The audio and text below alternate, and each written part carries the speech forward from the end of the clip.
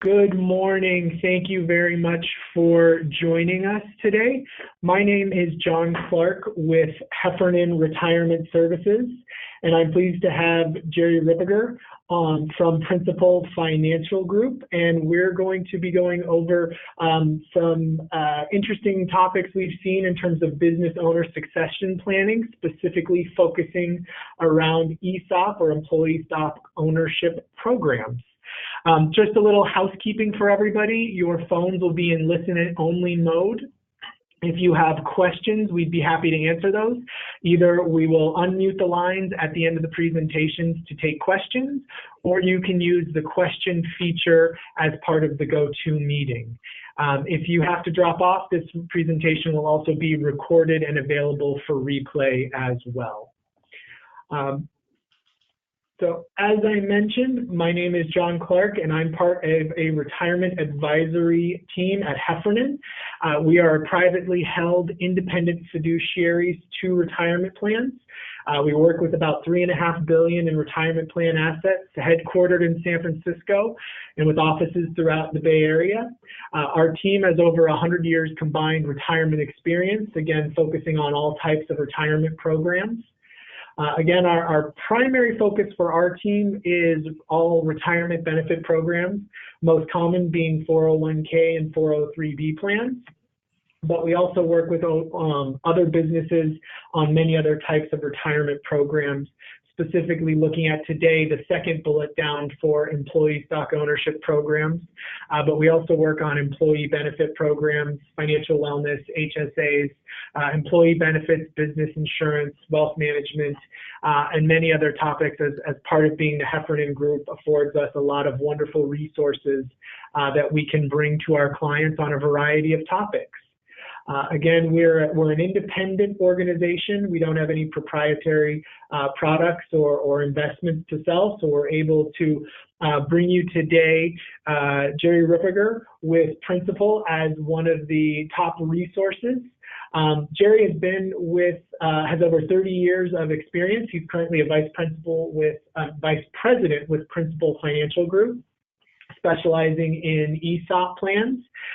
Again, one of his main focuses is helping employers all over the country understand how ESOP plans may be a beneficial part of their retirement program and succession planning.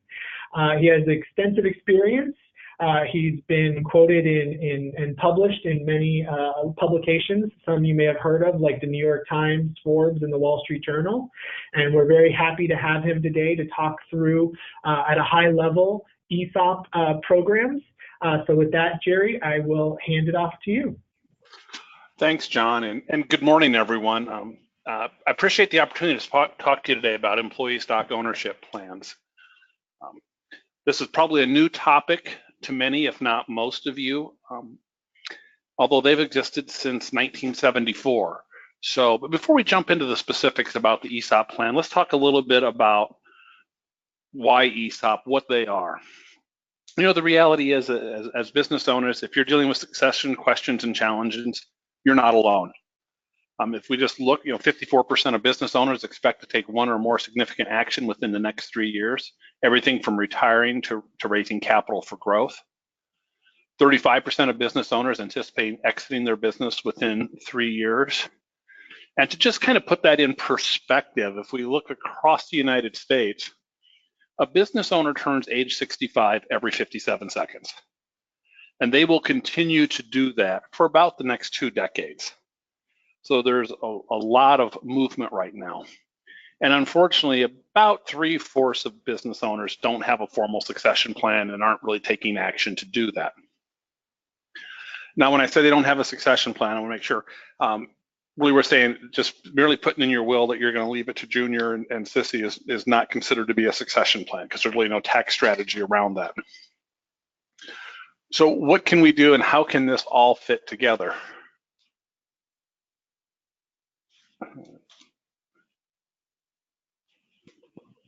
I'm not advancing, John. Do I need to do something different? Oh, here we go.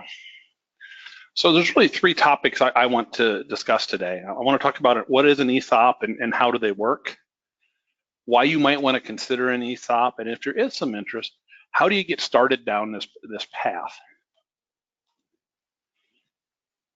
So let's talk about how they work. So let's define what they are. An ESOP's employee stock ownership plan, it's a qualified defined contribution retirement plan. It's primarily regulated in Section 401 of the Internal Revenue Code, much like 401k plans are. So we'll go into a little more specifics here, but in the end of the day with an ESOP, what we're typically doing is we're going to borrow against future earnings, create an immediate liquidity event for that selling owner, which we're then going to repay on a pre-tax basis. So throughout this conversation, you'll hear a lot of discussion around taxes and tax efficiency. And that's really what drives the ESOP. So how does this thing work? And there's really, if we want to think about just generically, there's really 5 parties that are involved. There's obviously the company, the selling shareholder, the employees, the bank, and then the actual ESOP. So for our purpose, let's assume we have a $20 million company, and let's say we're going to sell 50% of it or $10 million of it to the ESOP. So what exactly do we have to do? What are the moving parts? Well, first thing we have to do is form an ESOP. That typically takes a corporate resolution of some sort, but then what do?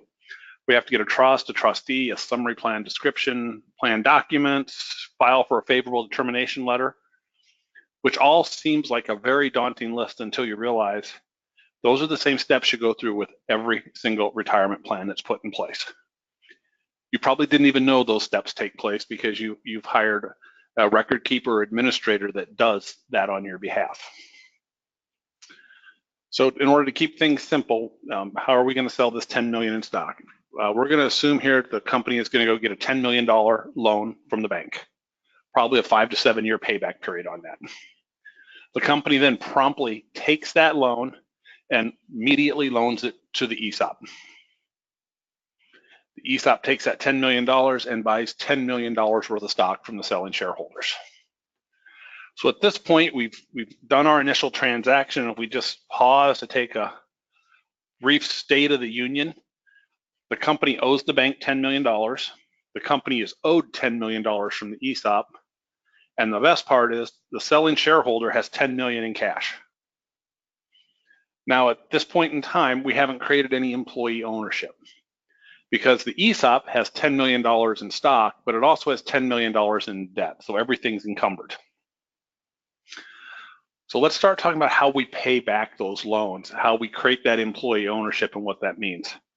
And once again, we're gonna keep this simple. And by the way, if any of you want to go deeper on any of the topics today, please work with your contacts from your advisory firm. They will get in contact with you and we can go much deeper into your specific situations. So on an annual basis, the company is going to make a cash contribution to the ESOP. And there's 3 primary ways that can be done. The most common is it's treated as a profit sharing contribution.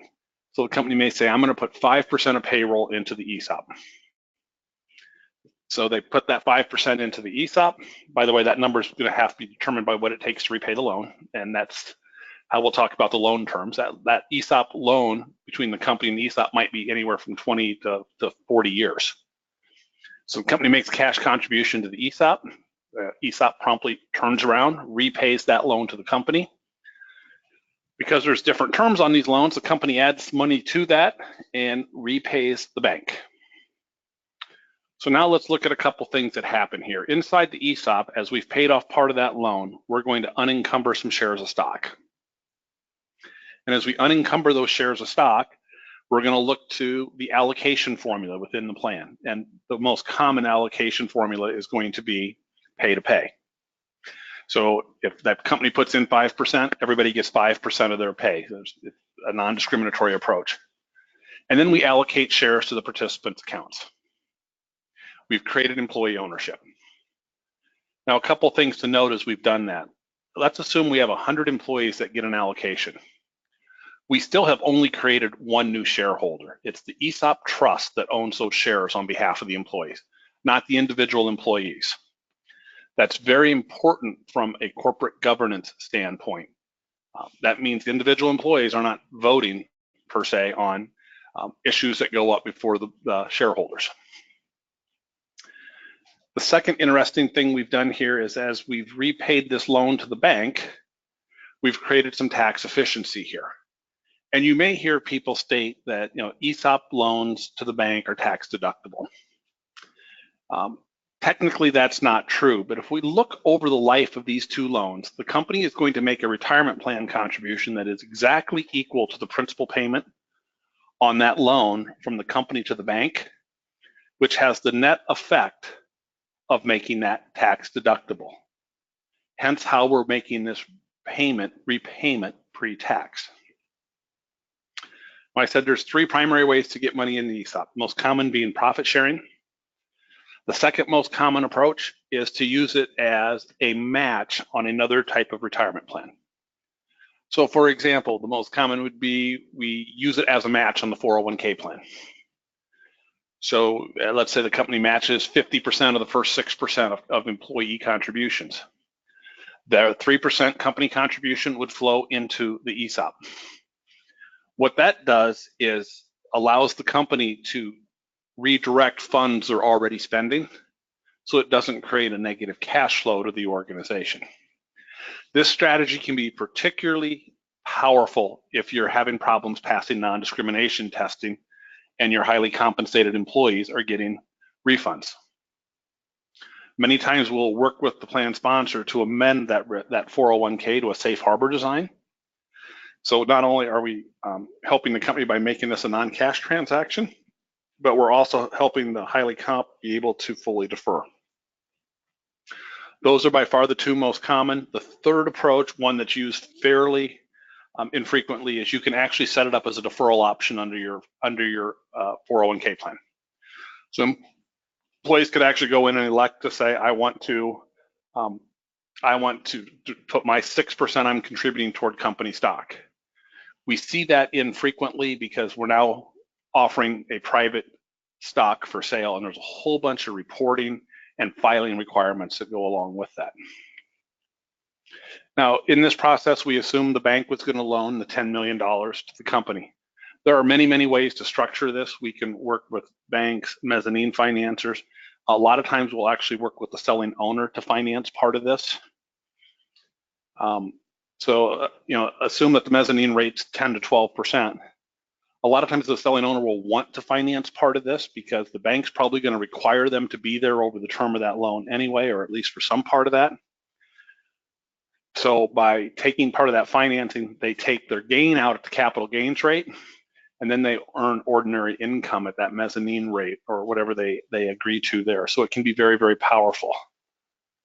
There's 6,930 ESOPs in the country, and they look 6,930 different ways. It's a very, very flexible tool. So what makes the ESOP different? One, it's primarily invested in common stock. One of the comments you'll hear is, well, ESOPs aren't very diversified. And that's because they're not intended to be diversified. They're intended to be invested primarily in just that stock. Second, it has the ability to borrow money. Now, any other qualified retirement plan borrows money. It's called an ERISA prohibitive transaction. But if you think about investing in stock and the ability to borrow money, that creates this incredibly flexible tool to allow the company, the selling owner, to transition all or part of that business. One of the things I want to hit on there, and I get this question frequently, is I don't want to sell all my company. Great. The majority of ESOPs in the United States are actually minority positions. There is no requirement that you sell 100% of your company to the ESOP. A lot of times, they may only ever sell 30%. And even if they want to sell all the company to an ESOP, they may do that in multiple tranches. So for example, someone at 50 may sell a certain percent so they can diversify their holdings. Then they may sell more of it, later on, in their late 50s, early 60s as the second step in that succession plan. And one of the big benefits, obviously, is the ESOP provides tax benefits. So why should you consider an ESOP? Because a lot of people say that looks complicated. And I would say, as you think about this, any way you sell your business is going to have some complicating factors to it. Even if you decide to give your company away to your kids, there's complicating factors to it.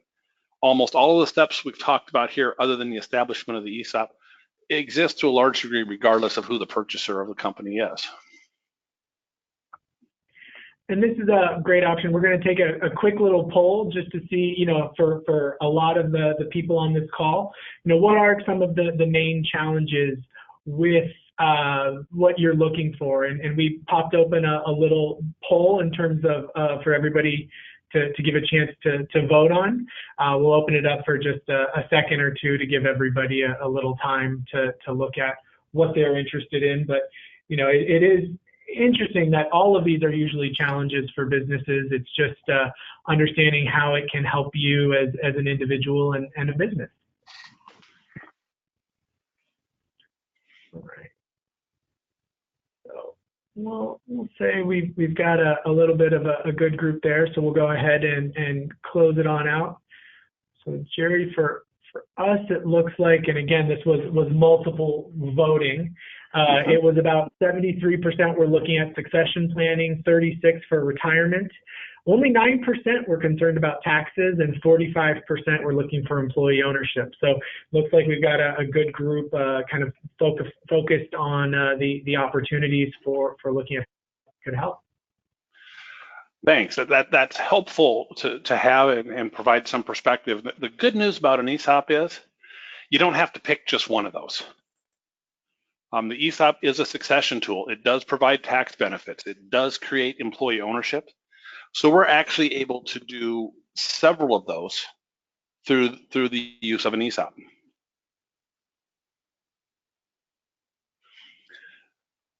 In fact, as we look at this, the number one reason ESOPs are put in place is succession. Business owner is thinking, now I'm ready to start moving to that next stage of retirement.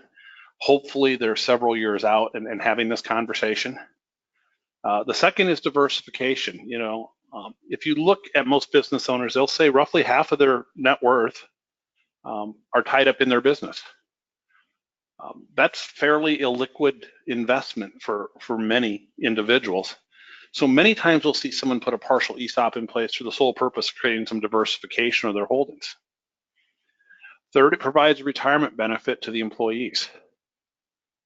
And the final reason is taxes, and we're going to touch on all four of these briefly. So the benefits, obviously we're going to look for liquidity. At the end of the day, regardless of which of those was your primary driving factor, we want to create this liquidity event for the selling owner or owners. But fairly equally in importance to many of the companies that set up an ESOP is they're worried about the legacy of the company.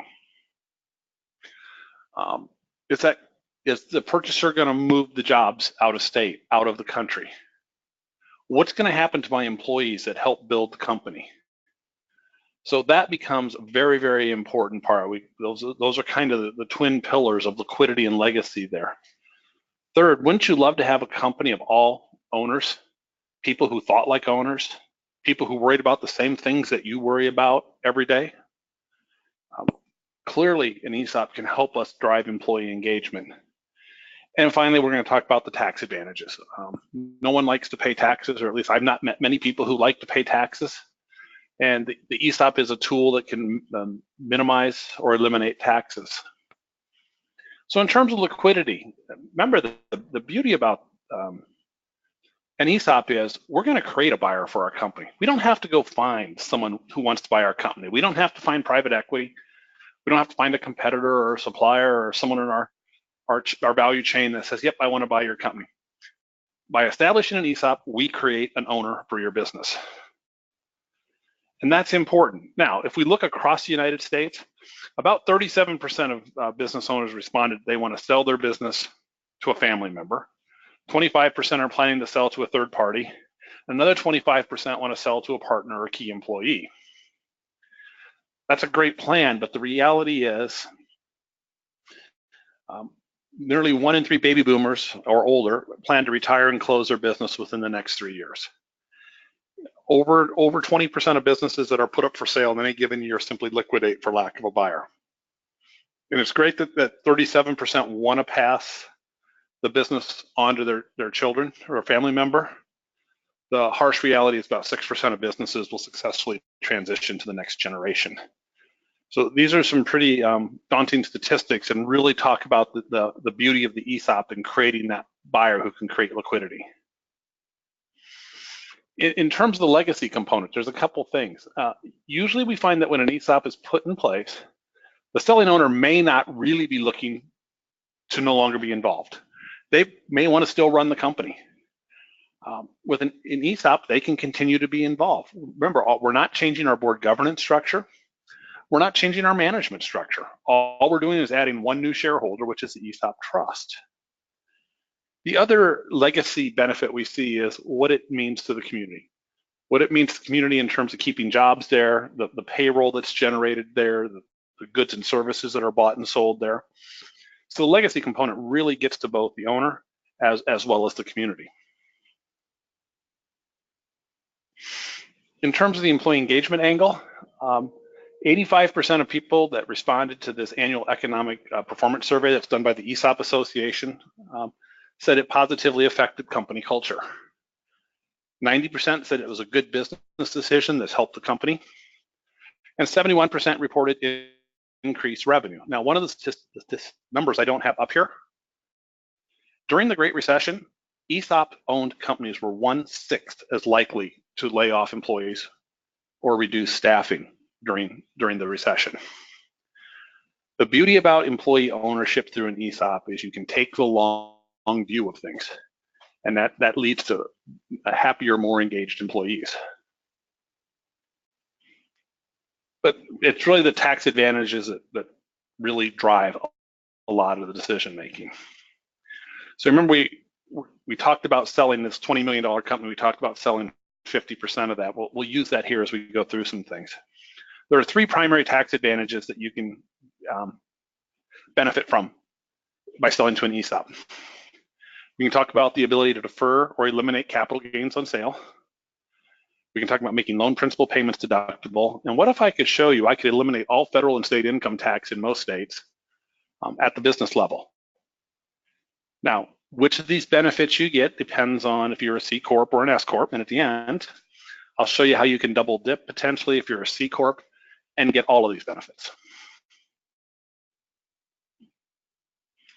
So let's look into the deferring the gain on sale. So we assumed we had this $10 million gain, assuming our basis, as most business owners is fairly small.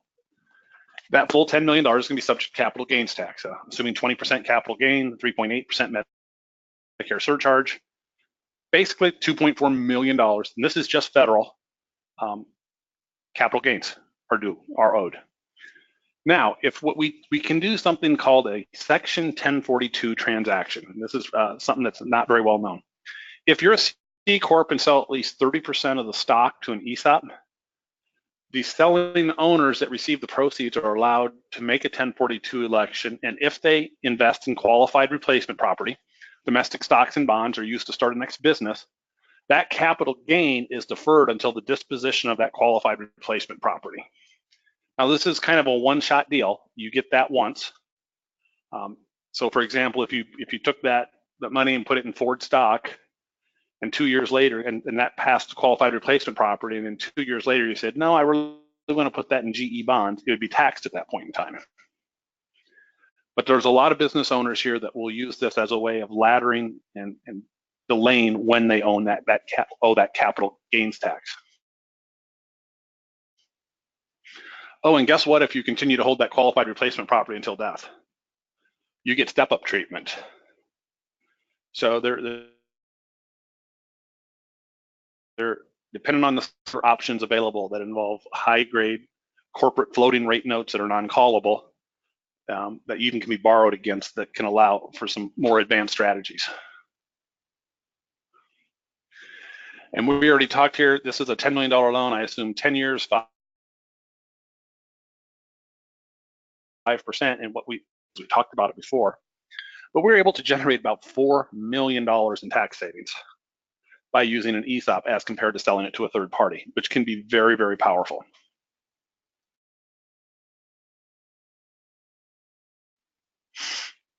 Let's assume that we have an S Corp. we're going to keep life simple. Let's assume there's $1 million of earnings, taxable income. Well, S Corp, it's flow through entity, that million to the owner, and the owner claims that on their personal income tax. Here I assumed a 40% state and local tax rate, so they're going to owe the IRS and their state financing authority $400,000. Now I realize many of you are in states where your state rate's going to be substantially greater than that. So what happens with most S corporations, particularly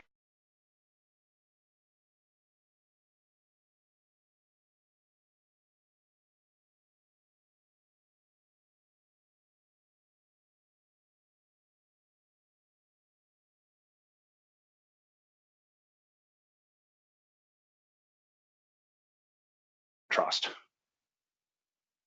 So now that $400,000 that was going to cover taxes can be reinvested in the business. It can be used for acquisitions, product development. It can be used to repay that bank loan faster. So remember we talked initially the different terms of that loan? Most companies have no issue with the fact that that bank loan's larger, particularly if they've become a non-tax paying entity through this process.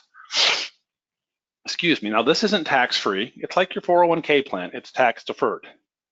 Because at some point in time, when an employee has a benefit event and gets their balance, that's going to be taxed as ordinary income. But this tax savings, this tax deferral, creates some very sizable benefit balances for participants. The average account balance in a mature ESOP that's owned by an S corporation or S corporation owned is $195,000. I like to tell people when you sell your company, you're going to pay someone. Most of us pay a relative of ours. He's an uncle. He lives in Washington, D.C. Or you can pay your employees. It depends on who helped you build your business and who you want to reward in that process. Now, I told you I'd tell you how you could double dip. What happens very frequently if a C Corp sells either 100% or a very sizable percent of the company to an ESOP, it's very common that during the transaction, after the owner gets the proceeds so they can do the 1042, we do a conversion to an S Corp so that we get the advantage of the flow-through benefits. So they're able to have all three of those tax advantages. So let's talk a little bit, if this is something that intrigues you, about where we go next. Well, what's an ESOP owner look like? Look like you, me, people on this phone call? The reality is ESOP owners or ESOP owned companies, any age, family business, non-family business, could be a business with multiple owners. The reality is it works under a wide range of situations. In fact, nearly 7,000 firms with over 14 million employee owners exist today. Yeah, believe it or not, about 1 in 10 people work for a company that has employee owners. They have to be a closely held C or S Corp. If you're an LLC, PC, partnership, we have to do a conversion. History of profitability and strong cash flows, and I think this last point is the one that I really think is probably most important. Employee-centered culture.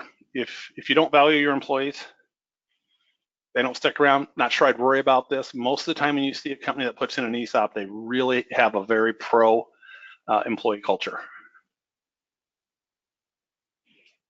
So if you want to go forward and learn more, a couple things I'd suggest you. One, talk to your advisor. And I'm happy to do an exploratory meeting with you or your leadership team or whoever you would like, and get more into your specific discussions. And then we would go into what's called an ESOP feasibility study. And in here we start looking at a couple different things. One, what's this mean for financials? What's it mean for cash flows, profit? What's it do to your balance sheet? We would work through all of that. And then second, we do what's called a benefit level model, where we say, what kind of benefits can your employees reasonably be expected to accrue here? Will this be meaningful to them? And we would work with you and your financial advisor to go through that process. So with that, I was hoping to keep my comments to about 30 minutes. I'd like to open it up for questions. Great. Thank you very much, Jerry. I appreciate your in-depth discussion. We'll go ahead and see if anybody has questions. You can either use the hand raise feature or you can use the chat feature to ask the questions. But one of the things that I had, Jerry, that was a question was, if organizations are looking or individuals are looking at doing this, what is the process? I've seen more organizations pair with non-qualified plans once the plan has gotten to ESOP, especially for S corps. Is that something you see as a common benefit, or is that more of a unique feature for plans? I think there certainly is a large preponderance of companies that go down the ESOP ownership route also put in a non-qualified plan for key executives. And part of that is, a lot of times one of the key benefits that the key employees have is the thought that they're going to own the company someday. Well, if we've sold the company to the ESOP, some may think they've lost that ability. And actually what we can do is put in a non-qualified plan, use some stock accumulation rights, phantom stocks, warrants, et cetera, and then there's pros and cons to all of those, to give them a similar experience and feel as though they have actual ownership, to keep them heavily engaged and driving the performance of the organization. Great. Yeah, that's can be one of the benefits, is that the ESOP very much broadens the ownership of the company to all the employees, and it's beneficial for the current owners. But again, for that next generation or those key employees that we're looking to be the core owners of the plan, maybe not enough, or core owners of the company, we've seen the non-qualified being a nice pairing to that additional piece. Absolutely. And I just offered, because it's a qualified retirement plan, we still have our Section 415 annual addition limit. And many times people will want to go above that for their key employees, and that's where that non-qualified provides a nice layer there, and we still tie it to the stock. Great. So it becomes a phantom ownership, if you will, for those key employees. Yep. Great. All right. So the first question, again, we will be sending out a copy of the slides. There will be a replay available as well if you missed any of that. Are there any questions, any additional questions? It looks like someone's typing, so we'll wait and see what that question is. Jerry, the one other question that we get frequently is, in the future, if the situation changes and an organization has been, owners decide to sell to an ESOP, does that in the future possibly turn off other people or other businesses that would look to buy the business? It certainly does not limit future saleability of a plan. Remember, all we've done is, so let's assume that today John Doe owns 100% of this company. And let's assume tomorrow the shareholder is XYZ Trust on behalf of the ESOP. We still only have one shareholder. There are a couple of additional steps, but they're the same steps that you're probably going to go through to terminate their current retirement plan if your desire is not to merge it. So, it really doesn't dissuade buyers in any way, shape, or form. Great. So we do have a couple questions. So Sure. What is the typical or minimum size in terms of sales and employees for a company considering an ESOP? That's a great question. I'm going to give you a rule of thumb, and I'm also going to send out a warning. What do we know about rules of thumb? They're wrong, but they're directional. I kind of use what I call the 330-300 guideline. Is a company worth at least $3 million? Does it have 30-ish or more employees? And is it producing net income after taxes of $300,000 or more? So it doesn't have to be an overly large company to work. Now, we have companies that don't meet one of those requirements or more, and we're happy to have conversations around that and dig into more specifics. And that's one of the things I do realize here and appreciate, that a lot of you may have questions that because it's very specific to your company or your financial situation, you don't want to share in this type of forum. I would say work with John, work with your advisor, and let's have individual conversations on those. Great. Yeah, I think that's always the fun parts of rule of thumb, is that they're good guidance, but they're not specific to any one organization. Yep. The other question is, if a business is family owned, is there anything specific that needs to be dealt with through the estate planning or through the estate? There's nothing necessarily specific about the ESOP that will generate that need. Anytime you're contemplating a sale of a company, particularly if you're talking a large capital gain, there are estate planning issues that need to be incorporated into that. I would not say they differ if it's an ESOP versus a sale to any other type of entity. Got it. So it's nothing specific to the ESOP. It's general estate planning. It just could be, if you take advantage of that tax exchange. Yep. Obviously taking that into account as it's a one-time change. Yep. So can I go ahead and answer a question that wasn't asked but's related to that? Absolutely. One of the uses of an ESOP within a family-owned company is sometimes to buy out a non-active family member. So for example, let's assume owner passes away, ownership interest passes equally to his or her 3 children. Let's say 2 of them are active in the business, one of which is not. And the one that's not wants out, wants cash. That would be an instance where we could put a 33% ESOP in place and in essence get equity financing at debt cost and buy out that family member over time. It's a great way to equalize estates, and it's a great way to preserve family relationships. Great. That I think is always the fun challenge of family businesses is who's involved with the family business and who's not, and how to help deal with those challenges as they go. Correct. All right. Well, those look like it for the questions. Again, just wanted to thank everybody. And if there are any questions, you can feel free to reach out to me. Oh, sorry, one last question. Sorry, Jerry. How does the initial valuation of an ESOP compare to a purchase by an outside party? Is that something that's a comparison that would be done with a financial advisor and a valuation firm? Yeah, what you get into is an ESOP is required to have a formal valuation done every year by an independent third party. So generally speaking, as they value the company, there's multiple approaches. Let's say we're going to use a discounted cash flow approach. And the ESOP can pay up the fair market value. Now, you're going to run into situations where you may have a synergistic purchaser. And someone may say, I'm willing to pay 10% more than fair market value because when I combine this with what I already have, it's worth more than 10% more. And that's where you have to get into analyzing the tax differences, and do the tax differences more than offset that?